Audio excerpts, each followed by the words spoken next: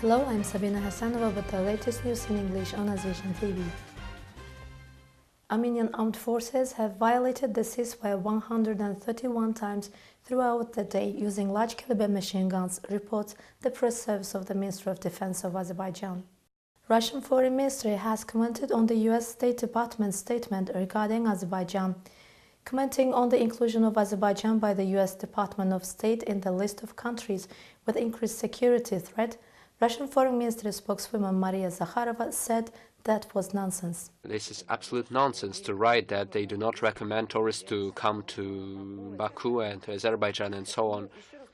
I say once again, this could only be written by those people who had no idea of Azerbaijan, of the country's culture, of the political reality, and I think they would not even show the country on the map. Azerbaijan also has very successful international events in sports and in culture, and we need to constantly keep our Western partners toned. And I think that the countries who do well, including their achievements in tourism and in their hospitality to foreign guests, they should be toned, so that they don't forget that propaganda can always be used to create an image of certain danger and so on and so forth. By the way, Turkey's Foreign Ministry has issued a travel advisory for citizens traveling to the U.S., warning them against increasing terror acts and arbitrary arrests of Turkish citizens. The warning, published on the official website, reads, "There have been increasing cases of terror and violent acts in the United States." The ministry also pointed out that arbitrary arrests of Turkish citizens, including public servants traveling to the U.S. for official duty. Azerbaijan highly values the willingness of Italy to take the responsibility of chairing the OSCE at the challenging period, announced the Azerbaijani delegation in its statement in response to chairperson in office, Italian Foreign Minister Angelina Alfano, at the OSCE Special Permanent Council meeting in Vienna yesterday. We extend our full support to its open, transparent and inclusive approach based on joint ownership of all participating states. Our Italian colleagues can count on active and constructive engagement of the Azerbaijani delegation in implementing the chairmanship's agenda, the Azerbaijani mission noted.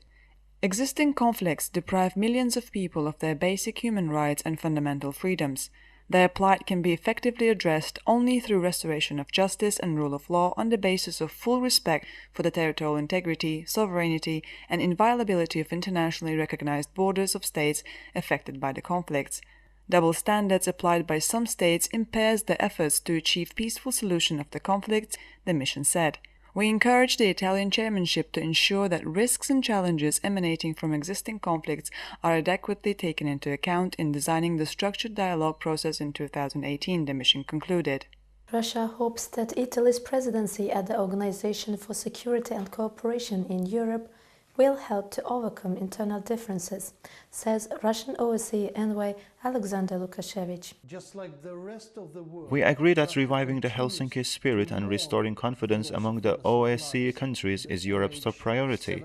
We hope that, taking advantage of its inherent grace, insights and finesse, Italian diplomacy will be able to effectively use the OSCE dialogue capabilities to overcome disagreements, converge positions and develop consensus answers to common challenges. Unfortunately, instead of equitable cooperation, we see double standards and hear statements about the exceptionalism of individual nations and countries. All of that does not help us resolve today's problems, but instead leads to more problems and conflicts and makes us all weaker in the face of common threats such as terrorism, illegal migration, drug and human trafficking, and organized crime.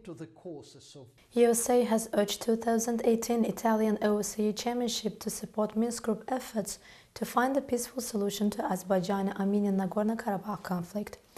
U.S. mission made a recommendation on the conflict as well.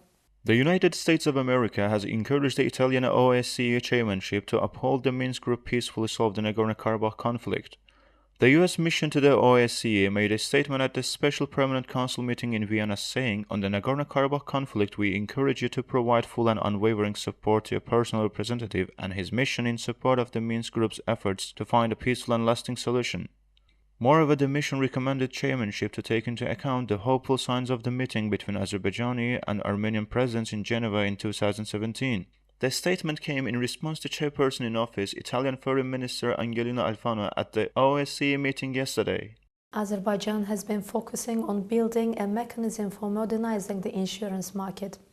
This has been the spotlight of the meeting held at Financial Market Supervisor Authority, chaired by the Executive Director Ibrahim Alishov. The participants also discussed maintaining macroeconomic stability, obligations before consumers of financial services, improvement of the banking sector overall, development of the securities market, and integration of banks into capital markets. German Chancellor Angela Merkel's Conservatives and the Social Democrats agreed after all-night talks on Friday to a blueprint for formal coalition negotiations, bolstering prospects for an end to months of political uncertainty. The agreement between party and parliamentary leaders should pave the way for detailed negotiations in coming weeks, lifting the uncertainty that has undermined Germany's role in international affairs and raised questions about how long Merkel will stay in her job. After 24 hours of talks, the 6 leaders began presenting the 28-page blueprint to party members. The Chancellor, who commands wide respect abroad after more than 12 years in power, needs the talks to succeed to avoid further erosion of her personal authority and weakening of German international influence, not least in the European Union. Before the two groups move to formal coalition negotiations, SPD leaders need to convince party members to give a green light at the Congress planned for the 21st of January. That was all for today. Thank you for your attention. Have a wonderful weekend.